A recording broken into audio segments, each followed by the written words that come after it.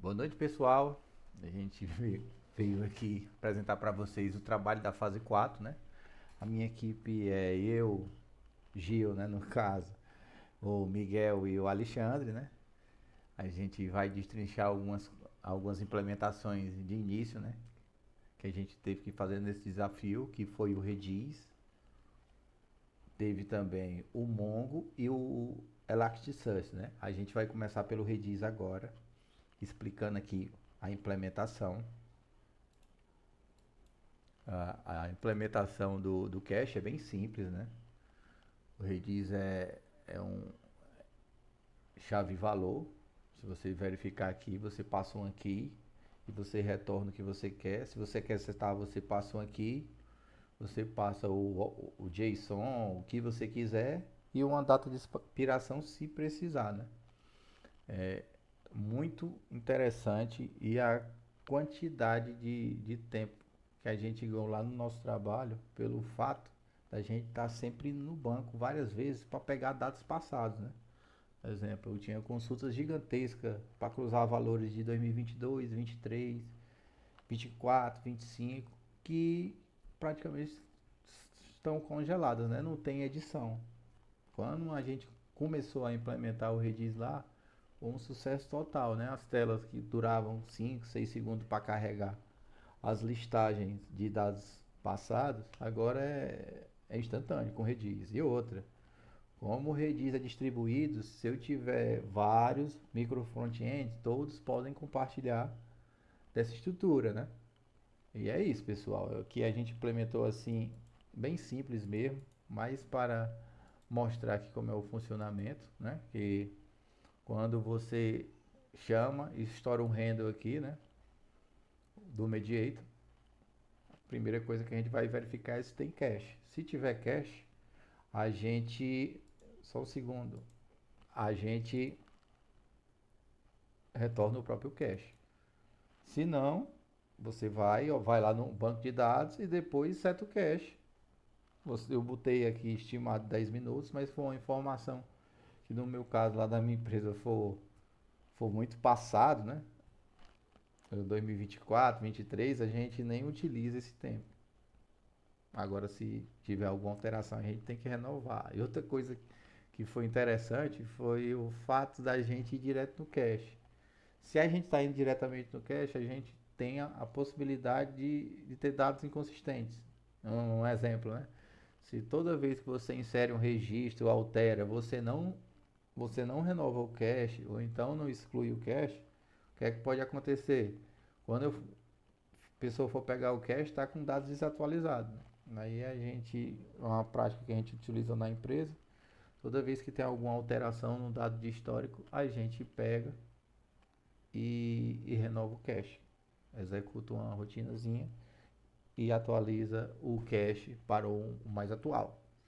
E é isso, pessoal. Agora eu vou explicar para vocês aqui como aqui, deixa aqui aquela search, deixa eu explicar o audit, né, que é audit intercept. A gente teve que fazer teve que implementar aqui o NoSQL, né? A gente utilizou o MongoDB. Nesse MongoDB a gente está utilizando aqui uma estratégia bem legal, que é para log, que é o interceptor, né? Que ele intercepta quando você dá um save change, ele executa e bate aqui na rota, né? Uma rota não, né? Bate aqui no mediator, no, medi, no mediator. E aí o que? Quando é interceptado, após um save change, ele intercepta. E o que, que a gente fez aqui? A gente pegou o estado da coluna como era antes e depois. Se for nova, né? Só vai ter, não vai ter antes, sempre vai ter depois. Isso foi exclusão, o inverso, né? Aí a gente utilizou o Mongo, né? A gente também integrou aqui também com o Compass, né? Verificando aqui as estruturas, né? Dando seguimento, né? E outra coisa interessante do desse MongoDB para logs, né? Que as consultas, por exemplo, a gente fez alguma alteração e a gente quer ver qual usuário, quem fez, né? Antigamente a gente fez uma estruturazinha que era no próprio banco de dados, né? Aí ficava uma tabela enorme, gigantesca.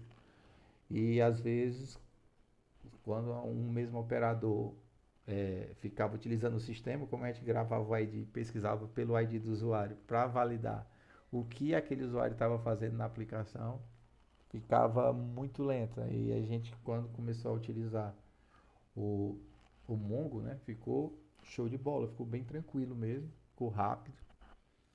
E é isso, pessoal. Agora vamos para o Elasticsearch, né? O Elasticsearch é uma tecnologia avançada de busca e de pesquisa, né? Utilizada pelos grandes players, né? Nunca tinha trabalhado com o Elasticsearch, né? Aí a gente teve que implementar agora uma coisa simples, que foi a do catálogo, que era para uma pesquisa, se a pessoa botasse um termo, se tivesse dentro desse arrayzinho, title, descrição, você teria que retornar o jogo correspondente, né? E foi muito tranquilo, foi muito de boa mesmo, foi muito rápido a consulta. Dá para se ter ideia que a gente pode utilizar isso de várias formas, não só em consulta, mas também em observabilidade, né? Como qualquer outra coisa, né? Aí eu vou explicar para vocês o, o Azure, né? Que é a parte dos containers, que eu vou entrando aqui no Azure.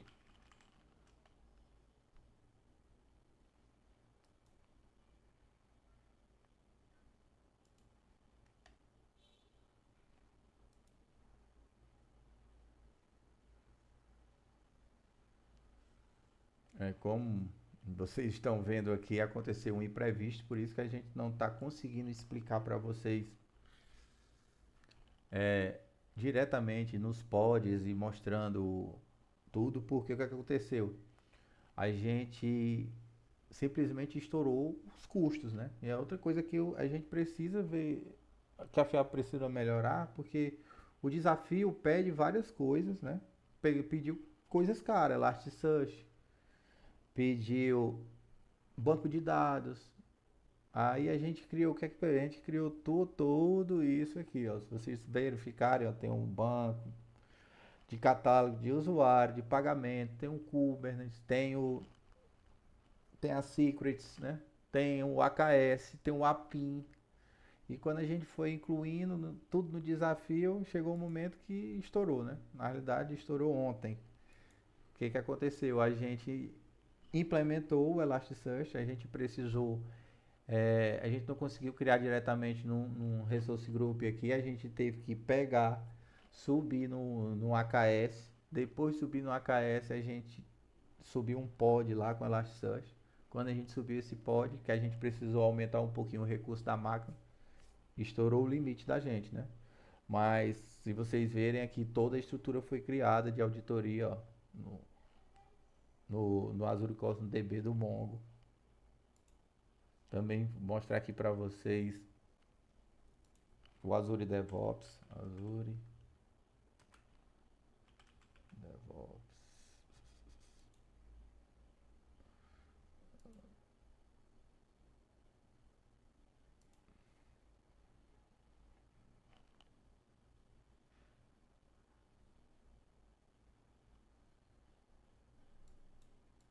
A gente criou as APIs, né? O usuário, catálogo, infra, Elasticsearch, que a gente precisou subir o pod, e a de infra, né? Aqui foi a empolgação, né? Que a gente conseguiu botar tudo para rodar na infra. Vou mostrar aqui para vocês. A gente subiu o Kubernetes, os clusters, se vocês verificarem aqui tudo certinho.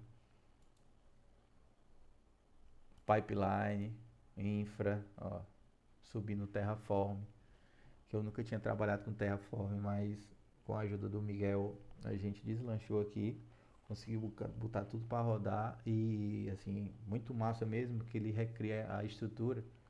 E se um dia eu precisar utilizar essa mesma estrutura em outra conta do Azure, né? Na realidade até a gente ficou meio tranquilo, mas percebeu que eu já tinha estourado meu limite, o Alexandre E o Miguel já tinha também criado conta e a gente não conseguiu de forma nenhuma arrumar um e-mail e senha, né?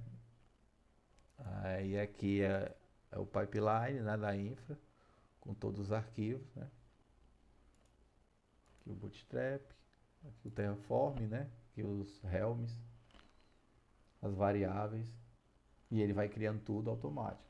E muito top mesmo. E outra coisa que a gente também fez foi a parte de. Deixa eu pegar aqui para você. Pipeline. A gente rodou as pipelines aqui. Muitas deram errado, mas essa deu certo porque a gente precisou editar aqui o arquivo de configuração. Mas se você verificar aqui, ó, subiu tudo certinho. Vou mostrar aqui, ó. E é isso, a gente queria mostrar mais coisas, mas o nosso bonitão Azure aqui trollou muito a gente, né? A gente pede até desculpas. E na próxima fase a gente está pensando até em migrar agora, não utilizar o Azure, usar o AWS, porque a gente verificou que não gasta tanto, né? Apesar da flexibilidade do Azure, não, de criar as coisas diretamente, a AWS é muito mais barata. Eu achei, né? Outra coisa que eu vou mostrar aqui todos os recursos que a gente criou. A gente criou o APIM, ó, pra vocês verificar. Criou praticamente tudo. A gente, o que mais, se vocês verificarem aqui, o que mais a gente quase não utilizou e não viu que estava consumindo bastante foi o Insiders, né? Que eram os logs, as métricas. Que, mas aparentemente o trabalho foi tudo bonitinho, a gente só não conseguiu expor para vocês, mas vocês estão vendo aqui, várias dessas informações foi criado pelo Terraform. E é isso, pessoal. A gente vai encerrar aqui, vai entregar os documentos. Aí desculpa aí por a gente não conseguir entregar da forma que a gente queria, né? Deixa eu mostrar aqui o dashboard. Tem que mostrar aqui. Assim. E é isso. Eu queria ver que mostrar aqui. Ver os meus custos, né? Oh, meu Deus. Ele não tá deixando nem mostrar aqui o que eu gastei, mas pois é isso. 500, gastamos mais de R$ 600 de AKS e quebrou muita coisa aí, quebrou nossas pernas aqui nessa apresentação, mas a gente conseguiu evoluir bastante e é isso, pessoal. Até mais.